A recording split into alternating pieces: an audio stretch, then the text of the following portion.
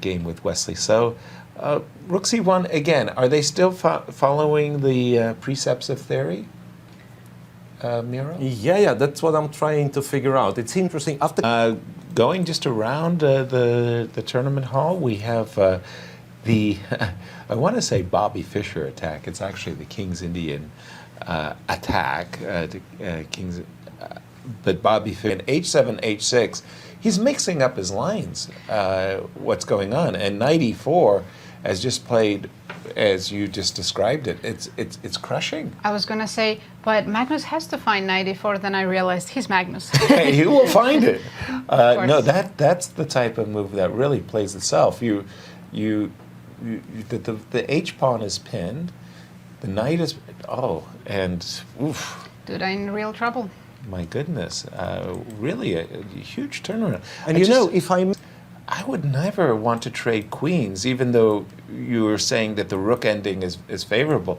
I'm Queen looking at the B4. position after queen b4, and I'm saying, dude, you got your Me king too. on e8. That looks awful. Like, that's just like something has really, really gone, off the rails, completely wrong for black. If you were castled, I still wouldn't like black's position. Uncastled, I think it's over.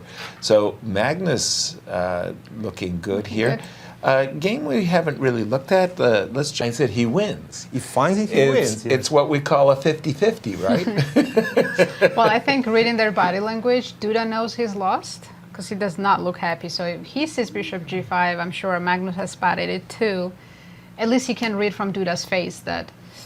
Okay, what's the over and under for Magnus finding bishop g5? I think you're from Las Vegas, so I mean, you got to be familiar with the over and unders. I mean, Magnus 100%. 100%. Wow. Yeah.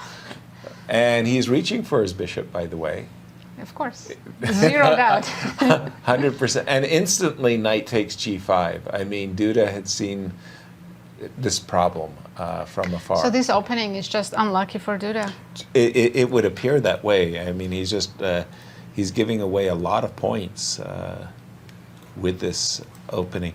It's funny. Is it really resigns, though? I mean, I understand I'm an exchange down, but after this move, queen takes e2, I have won a pawn, unless, Miro, it's the queen b4 check move that, is that the killer? Queen b4, king f6. Right? Queen f4 check. Okay, and but... then king g2. Should be fine. Queen, so let's say I go king f6, and you go queen f4 check, and I go king g6. And now king g2. King g2. So somehow my king safety, right?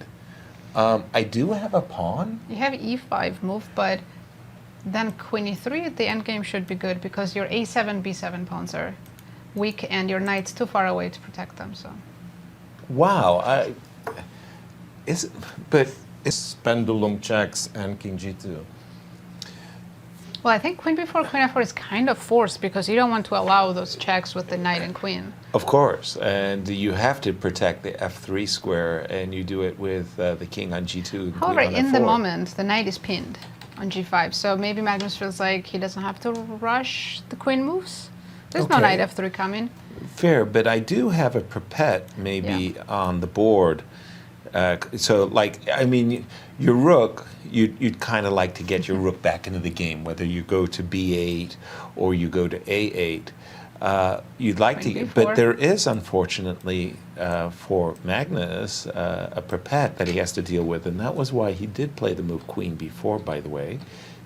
King f6 on the board. We assume queen f4. He does have other checks here as well, like queen c3 check, and then going straight to e3. But no.